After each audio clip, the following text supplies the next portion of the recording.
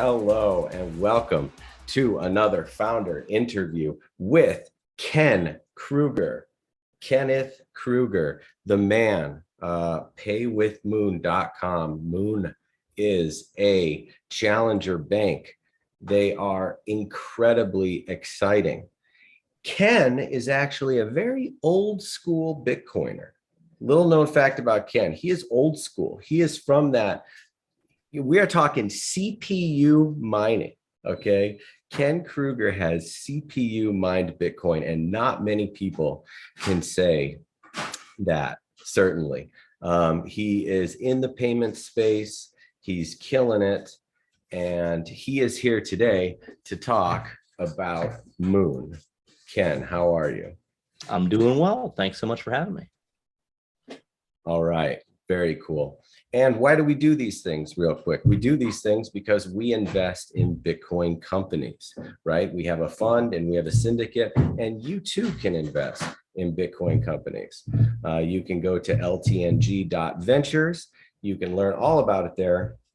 You can support and champion amazing people like Ken, right? Charismatic founders, brilliant teams. You can be impactful should you have a superpower, and you can make a difference. Okay, so we're talking about Moon. All right, so a challenger bank and a BaaS platform, BaaS. What the heck is a BaaS platform?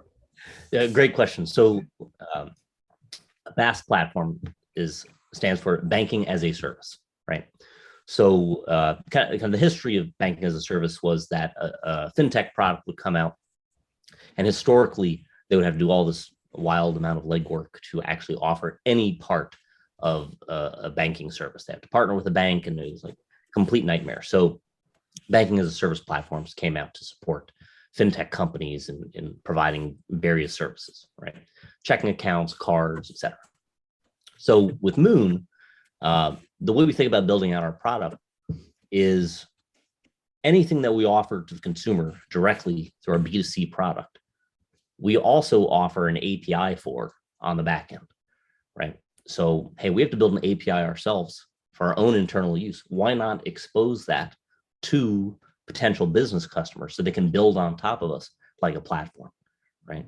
So for example, right now, our direct consumer product, we offer these virtual Visa cards, load with Bitcoin, go shopping. We offer an API where other businesses, other exchanges, wallets, apps, whatever, if they want Visa cards for spending Bitcoin, they can use our APIs to make that happen in a very simple, cost-effective manner. That's going to get you to market way faster than anybody else. So the first product, the Pay with Moon debit card, right? That's a Visa debit card that is currently not a physical card and is also not a reloadable card. So this is a browser extension that you can use Lightning, Bitcoin, on-chain Bitcoin, or currently connect it to your Coinbase account to load up a disposable Visa prepaid card, correct? Exactly. Yep. Now we also have our website, so you don't have to use the extension if you don't want to use the extension. True. The last one I did was actually through the website. It used to just be the extension, right? Yep. Exactly. Okay. So how then do I get this card connected to my Apple Pay or on the go phone sort of way to get it out of the browser off my kind of desktop world? Yeah, absolutely. So the vast majority of our customers right now use our product for e-commerce shopping, right? And that was the initial use case that we targeted. But just a few months ago, we launched support for Apple Pay and Google Pay, right? So there are two things you can do. One is if you bring it up on your browser, you can take your phone, scan scan the card, right? And you can add that to Apple Pay or Google Pay, and now your card is on your mobile wallet. You can tap to pay anywhere Apple Pay or Google Pay is accepted. So that's one way of going about it. So how do I do this now if I wanted to do this real quick? Sure. So right here, you don't have an active card, but if you go to inactive, you could if I just want to load this card, right? Yeah, sure. With, let's say, $18. Okay. So is this now, will this show me a lightning invoice? It will. Yeah. Okay. So this is a non-KYC product, Mhm. and we're living in such a KYC world. Mhm. How is it that this is possible? What is this? What is the way that you can have this sort of technology and not have to look at that, just like that, right? Mhm. Okay. So I have a card here, $18 card. I can copy this info, or what? I guess I could Yeah. screenshot it, right? You can copy and paste it into any, wherever you want to shop. You could open up our browser extension. You can have that open while you're on your checkout page, makes it a little bit easier. Or like I said, you So, bring out your phone and you could scan that card and put it right in Apple Pay or Google Pay. so now this card Mhm. will just stay, or there's a 60-day period in which this has to be used, right? Yeah, so right now cards expire in 60 days, or actually we just got approval for 1 year expiration. So we'll be coming out with the 1 year card shortly. Um, yeah, Okay. yeah. So it works out real well. So now if Um, I take this info, I can just add this to my phone, right?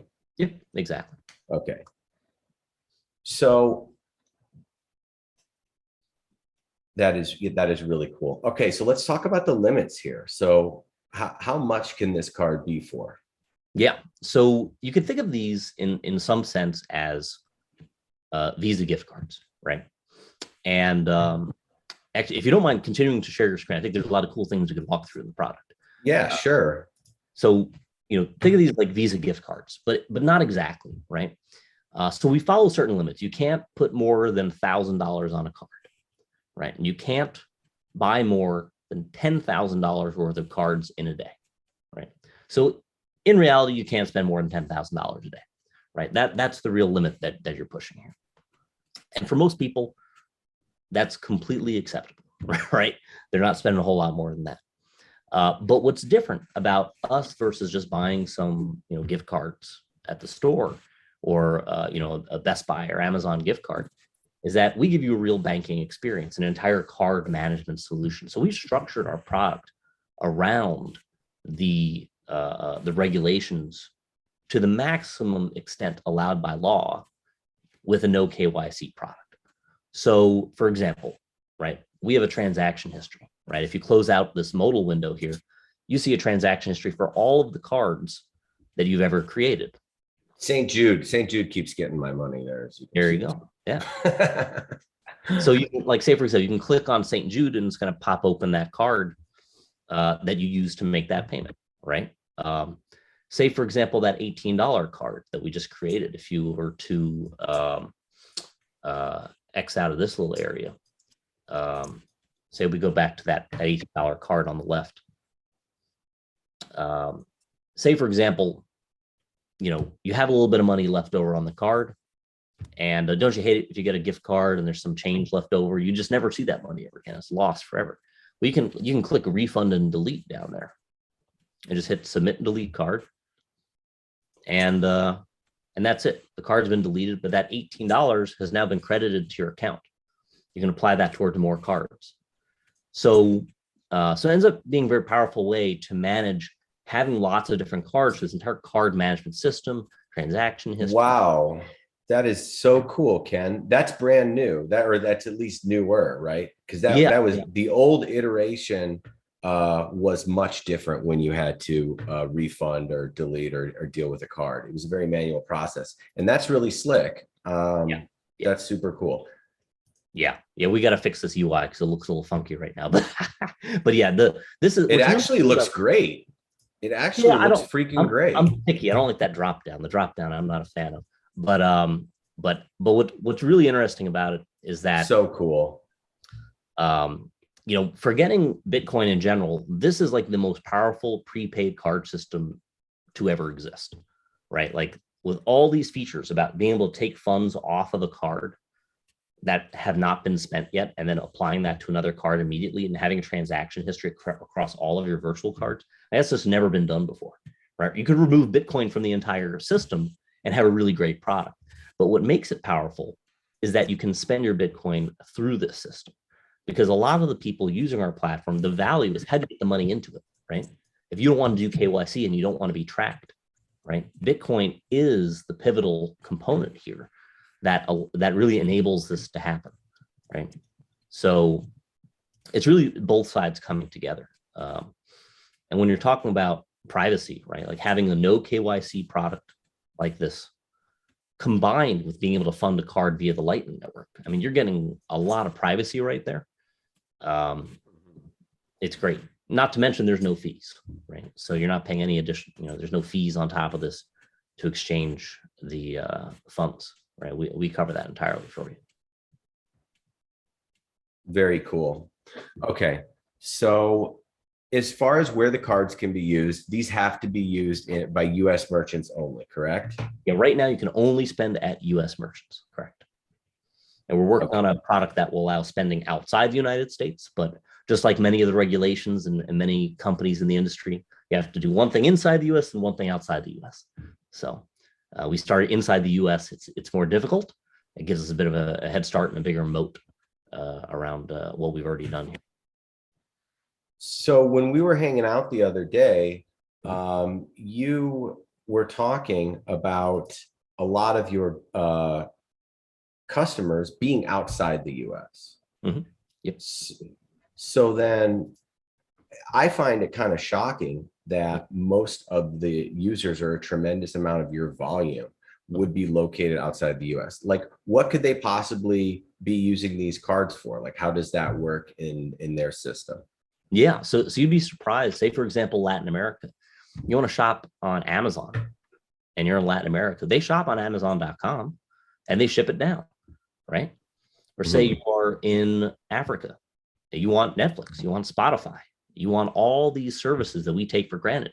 The difference being that you can't pay for those services, right? If you're in Ghana, there's no way for someone in Ghana to pay Netflix. That's not an option right now. If you're in Nigeria, Nigerian banks shut down the ability to make an international payment recently. So you've got hundreds of millions of people in Nigeria who are not able to make cross-border payments, but they can get Bitcoin, and they put Bitcoin into our system and they can go spend at US merchants. And to a lot of people around the world, US merchants are the cream of the crop, right? It's almost like a status symbol for a lot of people. So how big is the drop shipping market, and how big would you say that is as a percentage of business for these cards? Yeah, that's a good point. I'm glad you touched on that. We've seen that a lot, where we have people internationally that are doing dropshipping. They'll buy stuff in bulk at US merchants and then resell it internationally. Whether it be cell phones, electronics, automobile components. So I would say that's about 20 to 30% of our volume right now. So really interesting to see that use case. Very surprising to us initially, but what's really interesting there is when you get a business customer. I mean, they just put a lot of volume through the platform, and that is really exciting. It's consistent, it's regular, and you really get to build a relationship with that customer because they end up kind of operating their business on your platform. And it's been really cool to see that people who frankly just don't have other options, right? You have some whiz kid in Colombia or Nigeria who figures out, hey, I can use the Lightning Network to move money, and then I can do this and that. And now all of a sudden they're starting a little business, and it's really cool to see how people have built some awesome stuff. So we try hard to invest in companies that are not tied to price action. Okay. And I think your company here is a great example of not being affected by negative sentiment in the price, right? Or the global market selling off. So you had said the other day that one of your highest days ever was recently. And we're talking 6-digit numbers. So how does that work, right? How does that, when the price is hitting all-time highs versus right now when it's incredibly soft, how does that move your volume? Yeah, and I'll actually add that we've hit new all-time highs since we met up. What was it, a week and a half ago? So things have still been going real well. We do see when sometimes people like our platform, because again, we're an off-ramp, right? So sometimes the market can crash and we see people come in and they just want to off. They just want out, right? They're panic selling, right? And they do it through us because, hey, it's no fees, no KYC. Why wouldn't you use us?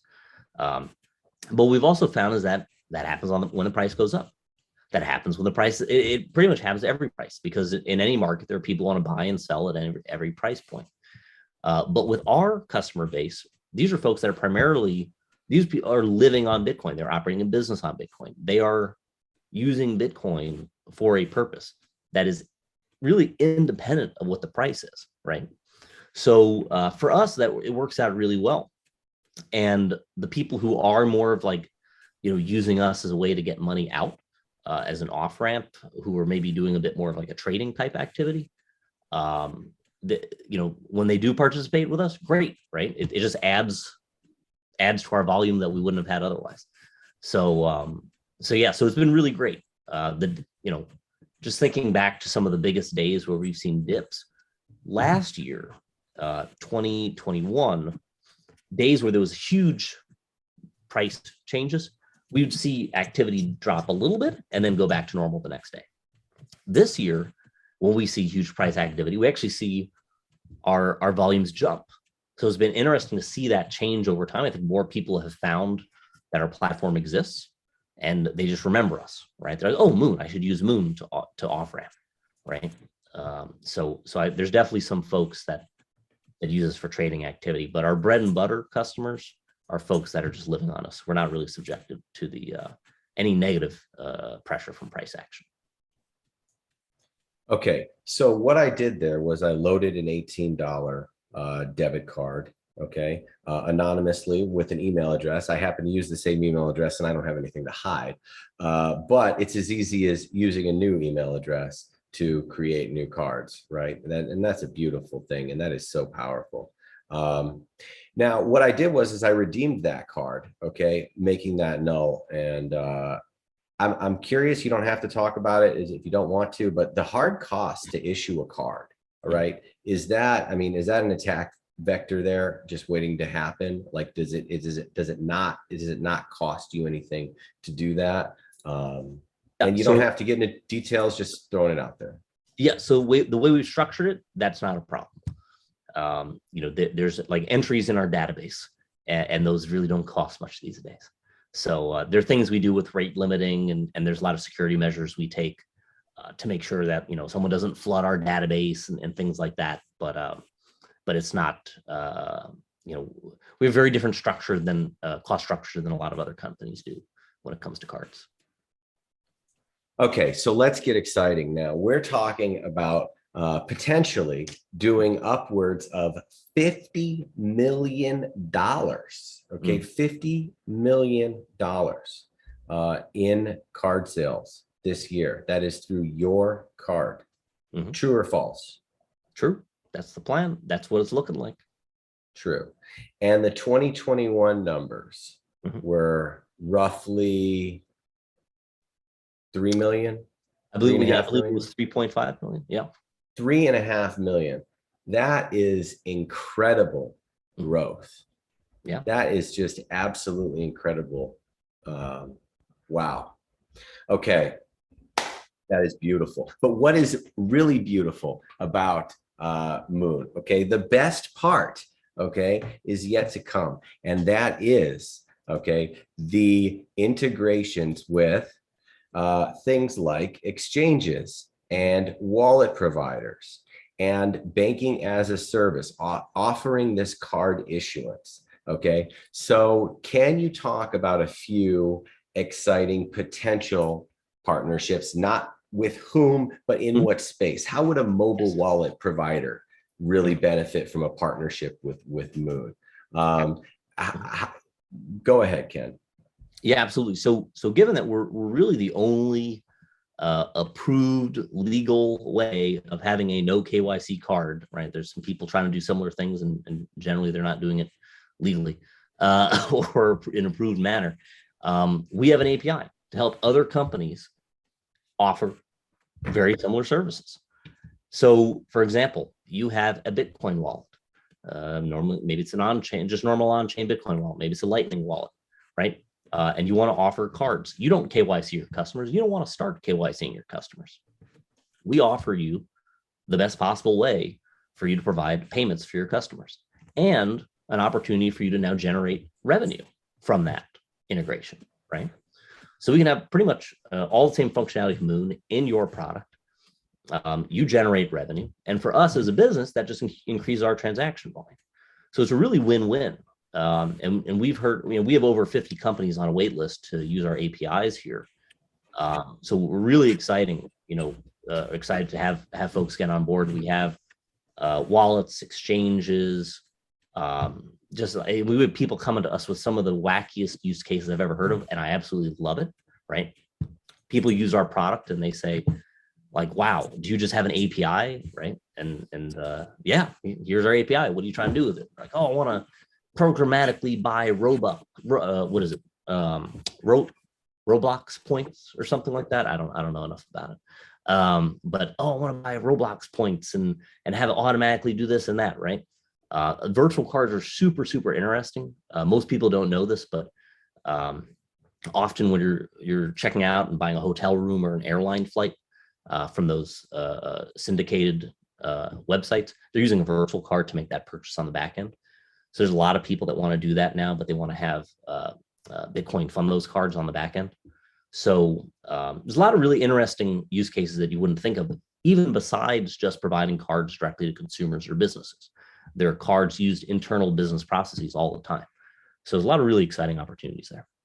Such an exciting part of your business. So many different things that you can do with these cards.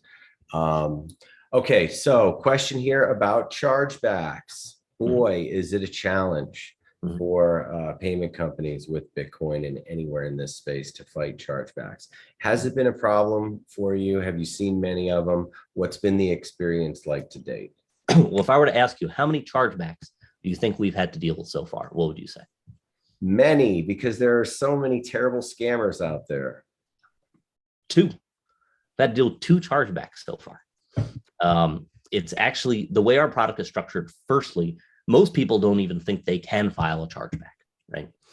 We had one situation where a gentleman got screwed over. He purchased some mining hardware and the vendor did not deliver it. And that's an ongoing dispute that we're working through.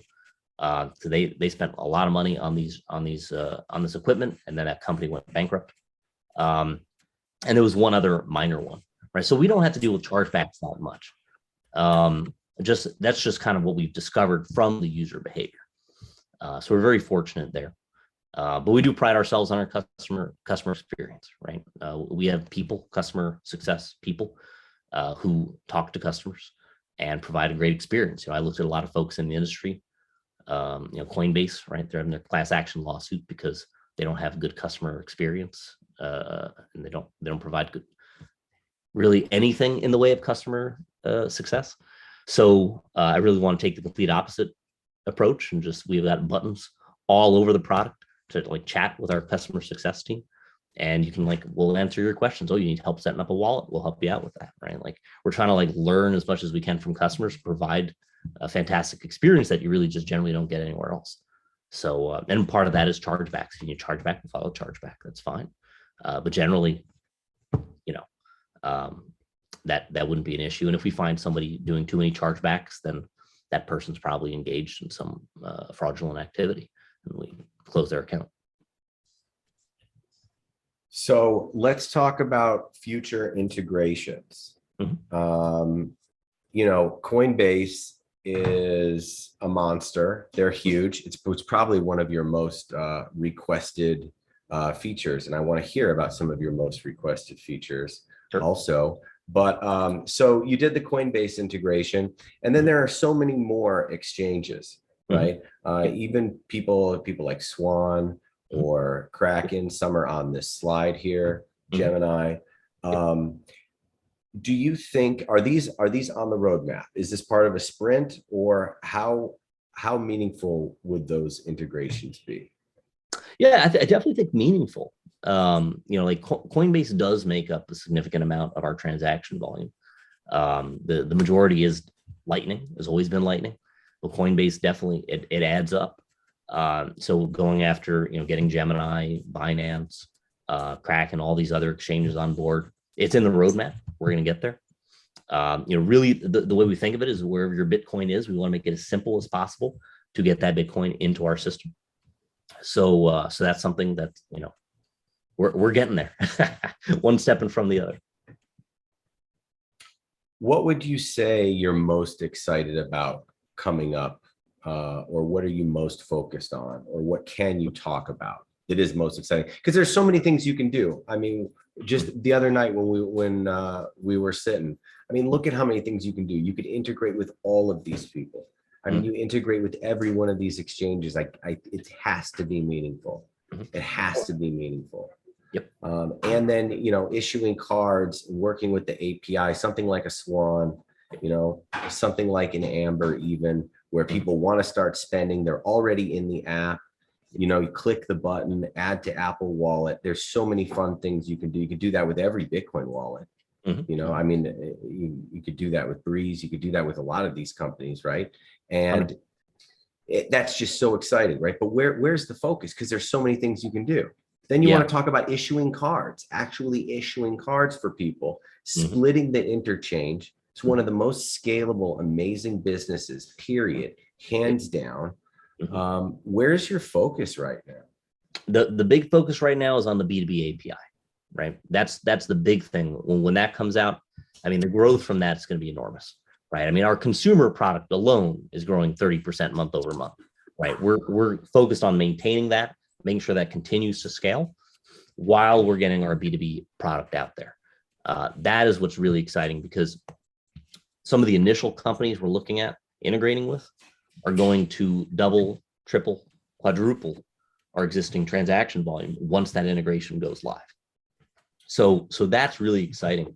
And that's going to continue to drive that revenue. And it doesn't, we're not doing any marketing spend right now, but when you have that B2B integration, right, that business partner, they're doing the marketing for you. We're just providing the API, right? Make sure that it's up, it's running, it stays up, and it just works flawlessly. It's a smooth humming machine, and it brings in the money, right? So really, that's how we're thinking about it, and that's the thing that I'm most excited about, in the short term. So we're getting some smaller companies around our size, a little bit bigger, as our first folks coming on board the API. After that, going after some of the larger players that are significantly bigger than us. But we want to make sure we can test things out, make sure smooth everything out with the smaller players first, before we go for the whales. So that'll be really exciting. So let's talk about globally. And you're in like a highly regulated, very tricky space. You have a great partnership with Visa. That's no secret. You have companies like MoonPay actually as an investor on your cap table. That's huge. And what could come from that down the line globally. And I know it has to take a long time. Okay. You can't, I don't think you can just turn on, whatever, wherever. How are you making progress towards globally, and when do you see cards being used outside the United States, and any particular color on where you're focusing on or anything? So we're working with Visa right now with a focus specifically on emerging markets, right? So Latin America, Africa, Middle East, and Southeast Asia. These are the most underserved markets for, one, just financial services in general, but two, cards, right? And we're solving a big problem. So Visa has a crypto division, and they're going gung-ho into crypto companies. And they want to see cards. Their whole internal slogan is a Visa card in every crypto wallet, right? So what they really like about us is that we are providing all of this infrastructure so that every mom and pop wallet can integrate with us, and now they can get a Visa card. And specifically, a lot of the wallets that are most interesting are in the emerging markets, right? Maybe they're in Vietnam, right? They're in Latin America, they're in Nigeria, right? This is where there's huge adoption of Bitcoin, but it's nearly impossible to get any kind of payment card hooked in. So So that's something that they're really excited about that. And that's where our big focus is, right? That you can get cards in the US, you can get cards in Europe. Those are kind of the easy, very competitive, heavily regulated spaces. We're doing a lot of interesting things also in terms of cross-border card issuance. There's a lot of really interesting opportunities there that some banks and payment networks are just testing out for the very first time. And we're really on the cutting edge. We're, in many cases, the first company Visa is pushing through some of these processes. So it's really exciting to kind of have that head start, have that, inside path for us to operate in all these exciting markets where there's just nobody operating there yet. How meaningful can the revenue be for somebody who chooses to integrate with you, right? I'm just thinking about things like a satsback.com or somewhere where you're earning points or you're earning, something, and you want to cash out into a load of card. Okay. What does that revenue share look like for even the mobile wallet operator, right? Yeah. Who's got people now creating cards? Is it meaningful revenue for them or is it not so? So it's all about a game of volume, and it's a matter of how they manage, right? So you can make upwards of 1% or even more than 1% on the transaction volume that your users spend, right? It depends on the volume, right? But we do that on a sliding scale, but we do it in such a way where it doesn't cost anything upfront, right? Like you could just integrate with our API, start using it right away. So there's a lot of opportunity for partners to generate revenue. Now, that's just the name of the game across the board for cards, right? You don't make a lot of money on cards. It's all about having a large amount of transaction volume. The difference with us versus other companies, the way we're approaching this is making it very much an easy, fast, and self-serve onboarding process, whereas typically you're looking at 6 to 12 months to launch a card program, and upfront costs $50,000 to $100,000, $5,000 to $20,000 a month ongoing fees just to operate, right? So in those circumstances, you have to have tens of millions of dollars a month in transaction volume just to break even. For us, hey, maybe your app is growing slowly, right? Maybe you have a low time preference, right? And your user base is growing slow and steady, and slow and steady wins the race. That's totally fine, right? We're not gonna, charge you fees out the ass and cause you to bleed until you're dead. We're in the business of helping your business grow, right? So in that sense, it can work out really well. And if you do grow, this can be a huge, meaningful source of revenue for your business. Okay, so couple of things here. Little concern if I'm not seeing this right. So the assets under management, which does generate some income. So the high yields on Bitcoin and stablecoin deposits. What exactly? Oh, yeah. Yeah, so we haven't actually done anything with that yet, and I'm glad that we didn't, because but we have a lot of assets under management, the funds that are on the cards, and there's a lot that we can do with that, right? And one option is, hey, do we put that into something that generates a high yield, right? Put it into a stable coin that generates some 12-18% APY. Maybe that's not such a good idea anymore. We've been very conservative what we do so far with our assets under management. So we're kind of holding off to kind of see what is the least risky way to utilize those funds to generate revenue, and do it in a way that, if we do in some way, do some yield generating type product, we do that in a way that's diversified. So, but that's still something that we're working out. We could also just put it into a CD and be like completely risk-free, but we'll see what happens. So real quick, just to touch on the affiliate fees or any type of rewards, not too much, but is that live right now, or is that coming down the line? Coming down the line, we've done some Bitcoin rewards around the holidays. We do some Bitcoin back rewards, just kind of rewarding our users for being loyal and try to help them out around the holidays. But our core sats back functionality has not been fully launched yet. So some of these numbers that are being put up here from your recent updates, and we were lucky to invest in Moon previously, seems like a long time ago. I mean, the volume is just so much higher now. We're talking February to March, total card sales grew 93%. And, March to April, card sales grew 135%. Okay. These are wicked numbers. Okay. Transaction volume, March to April, 153%. Mhm. These like, if anyone is listening, okay, interchange fee revenue, March to April, 287%. Okay. This is in panic mode. We are in panic mode. The world is melting right now. Okay. And they are just breaking records. Okay. They have not even gotten started yet. Okay. The API integrations. Okay.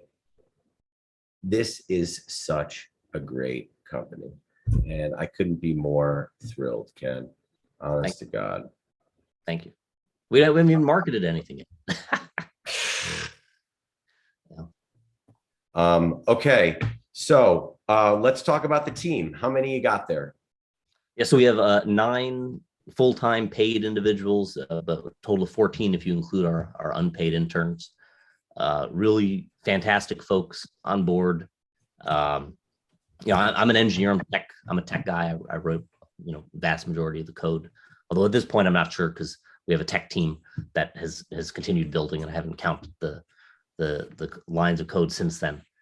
Tech team is led by Rich, a Harvard grad, smart dude. I've known him for 8-9 years now. He was the tech lead at Alice during his acquisition by Expedia. Nico, awesome Bitcoiner, director of business operations. He was employee number 1 at Imprint Capital, which was acquired by Goldman Sachs. Kerm, my right-hand man, he's been there with me since day 1, doing customer success, marketing, pretty much any non-technical stuff that had to get done. Just fantastic dude. And he used to manage 72 customer success reps for a life alert, not life alert, but a similar type of product, like life or death. He was the guy answering the calls and managing everybody on that. So really, really fantastic team of people, great engineering team, former PayPal engineers, IBM, GE, SanDisk. Couldn't be more proud of the team that we have. And, interns are knocking down the door to work with us. So yeah, really, really fantastic group. So Ken is very conservative. And in case you can't tell from his voice and personality, he's not, he may have been CPU mining way back in the day, but he's not taking any risks here. So, all right. What else, Ken? By not taking risks, you're raising a little bit of money. It's not too much money. And Ken actually manages treasury very well. I think he's probably got 18 months of runway right now, if not more. True or false, Ken? True. Yep. True. So he was smart. He heard all of the those really smart VCs talking about you better buckle down and prepare and weather the storm. And he instituted a hiring freeze and has raised revenue with another integration that's not yet been announced. But he's doing a lot of stuff. He's playing it cautious, and he's raising not a ton of money, but a little bit. And that's going to pad some runway and get some new fresh faces on the cap table, and the Lightning Ventures Mafia motley crew as well. So this is a series extension round.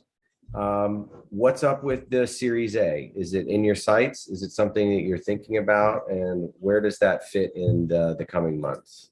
Yeah, so we've been chatting with investors for the last few months about this. We have a lot of folks that are very excited. We think that's going to happen in the fall. Originally, we were expecting it to happen a little bit sooner, but given the way the market has moved, a lot of the VCs are not taking on large rounds right now. But chatting with them, they're super excited. about us still. And our trajectory is such that, they're not going to be able to stay away from us much longer. So, but yeah, I mean, my strategy here is really, we're aiming for the best possible case, but planning for the worst, right?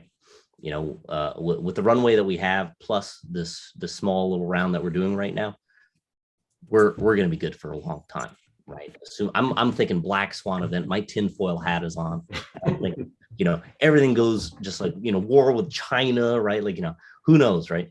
We're going to be ready for that, to weather whatever storm comes our way. Moon was born in a crypto winter, so it's not foreign to me whatsoever. But at the same time, we're going for gold, right? And we're in chats with some large VCs to get a big round done, and that'll really, cause some explosive growth and allow us to lay the groundwork for some really exciting stuff that takes years to build out sometimes, right? But really exciting opportunities on the horizon. That's right. He is not taking any chances. He is braced. He is braced for impact. I love it. And he's doing great. And by the numbers that we discussed, I think you're not too far away from breaking even, and you're digging into that. You're digging into that monthly burn month after month. It's trending in the right direction. So you'll be there soon. We anticipate we'll be at break even by end of the year. So really, there's like 3 different directions here we're attacking this thing, where no matter what, we're going to be, we're going to be absolutely killing here. So they have a great list of investors. They have a killer cap table. Ken is very good at raising money and taking money from some awesome value add people. So this is a shot at some of them there. And Ken, what are you most excited about right now in Lightning in general, outside of payments? What are you pumped on? I think there's a lot of interesting things on Lightning, because I'm so focused on payments. But I think there's a lot of really cool things that people are building on Lightning around messaging, and just kind of like rebuilding a lot of our existing infrastructure on Lightning. That is really cool, right? I love the idea of messaging, about having like a chat app where that's all happening on Lightning. Social networks on Lightning. I think that's all really cool. And it's fun to see. I think there's a company, Starbacker. There's maybe a few others out there that I was joking with some of the guys at Lightning Labs about only sats. Instead of like OnlyFans should be called only sats, and now it's like there's a few companies building something like that, right? So I think that's really cool to see that. It's really all about censorship resistance, right? And where Moon fits into the ecosystem is on the payment side, and we have to straddle the decentralized world of Bitcoin and the centralized world of traditional financial institutions. And we have a very specific role to play. And I have a specific role to play in what I can and cannot say publicly, right? But I think a lot of other people in Lightning are doing a lot of really exciting things that are censorship resistance focused, freedom focused things. And I just love the fact that we can be this buffer between the whole Lightning ecosystem and the rest of the world. So, I just love seeing the creativity of all the new companies getting built right now. All right, I promise I'll let you go after this, but finally, just because I can't avoid it, physical cards. Okay, physical cards. Now, it's some very interesting language here, and that is optional KYC. Okay, that's something I had never really thought about, optional KYC, depending on maybe your comfort level or what your needs are. Okay, so a physical card with a static number, okay, is outside of the core pay with Moon philosophy of being KYC free. However, you must get a lot of requests for physical cards, and some people, I guess, are okay with it. So what is the current plan with physical cards? Yeah, so we're going to have physical cards. It's going to require KYC, right? Because you get a physical card. We could do a non-reloadable physical card. We can mail it to you. I don't think that's a good experience, right? You're going to pay $10, $20 to get a card and that you're going to ditch, So really, you get a reloadable card, and you load it with Bitcoin, and you go shop wherever you want, right? I think that's going to be a real great experience. We get, like you said, a lot of people ask for it. They say, hey, I don't care about doing KYC. I've given up my identity a bajillion times already. I don't care anymore. It's too late for me, right? Just take my information and let me get my card. So fine, so be it, right? And what's cool, ignoring the privacy aspect, having no KYC has made us effectively the fastest onboarding experience of any banking application that exists, right? Like if you create your account by authenticating with Google, it's a one-click sign-up process, right? Revolut prides themselves on their 17-click 4-minute onboarding process because you have to go through that KYC, So with us, the fact that you can have this try before you buy experience, use the product, now I want to reload a card, or I want a physical card. Boop. All right, now we need your personal information, right? So really what we're doing, we're maximizing your privacy to the maximum extent allowed by law. And only when absolutely required to by law to ask for personal information, then we will do it. And we're going to ask for the minimum amount of personal information we're required to ask for.